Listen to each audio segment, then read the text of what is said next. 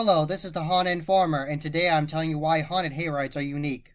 So there are multiple reasons why haunted hayrides are unique. It's the actual experience of going on that hay wagon and sitting in the hay, whether it's hay bales or loose straw. Either way, it's just a unique experience that you don't get walking through a haunted attraction or on a haunted trail. It's a different experience. It's just interesting and unique, and I really like that.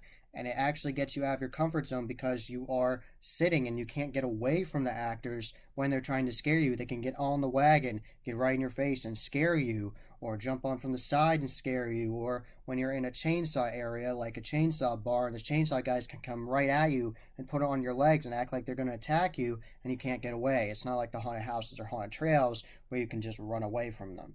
So I think that's unique and interesting, and I really like that about haunted hayrides, where you really feel like you can't escape, and that's why I think they're scary in that way. But it definitely is harder to scare people on a haunted hayride because it's such a big open experience, an open environment. So it is hard to scare people. So that's why haunted hayrides normally have more over the top scenes, so you are more entertained. If you are not scared, you are still entertained by the cool scenes that are going on. So there's normally lots of pyrotechnics on haunted hayrides and big animatronics and big props and big sets to make up for that because they know it's hard to scare people on a haunted hayride, but they do try their best and they do get good scares on haunted hayrides. They can achieve scares by having really awesome, talented scare actors and also having animatronics or effects that fall down at the wagon from the ceiling, or they have effects that shake the wagon when you drive over a platform. It could shake the wagon, all kinds of cool stuff like that. And they also can use actomatronics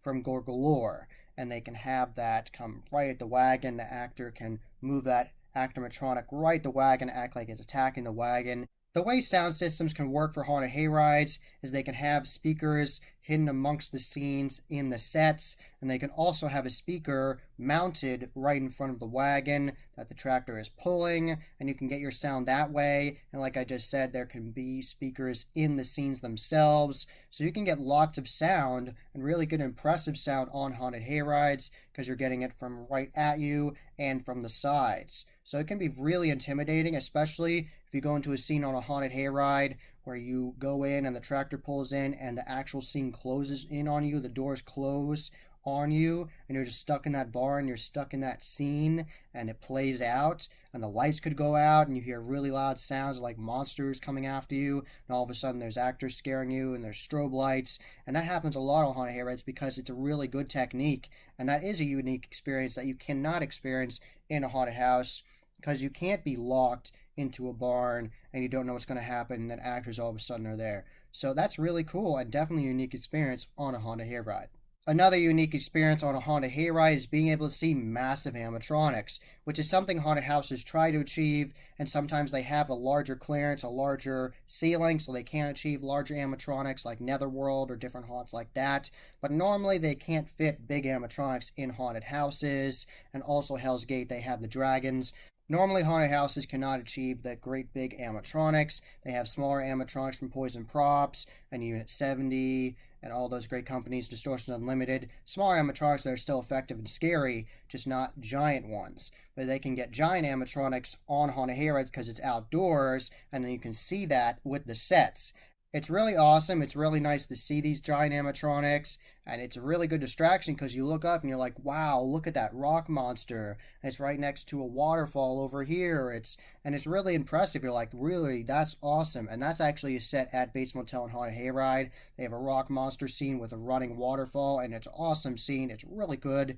Bates Motel and Haunted Hayride has one of the best haunted hayrides out there in the haunt industry, so definitely check it out if you haven't, and they're going to be open this haunt season. And there can be giant animatronics on both sides of you, so there could be a massive animatronic of a monster here, and a monster over here, and a loud sound system, and you don't know what's happening, and all of a sudden there's actors on the wagon right in your face scaring you. That is a unique experience you only get on a haunted hayride, and I definitely recommend going on haunted hayrides. Haunted hayrides are normally not as scary as haunted houses because, like I said earlier, it is harder to scare people on a haunted hayride since it is such a bigger, wider, open environment. But they try their hardest, and actors on haunted hayrides are just as good as they are in haunted houses or on haunted trails. They are great scare actors. They're trying their hardest to be scary and intimidating and creepy. So definitely check out haunted hayrides when you go to haunted attractions this year. There's lots of really awesome haunted hayrides all across the United States. There's lots of great places to go to, like Dead End Hayride, and there is Bates Motel and Haunted Hayride, and there's Field of Screams and the Night of Terror in New Jersey.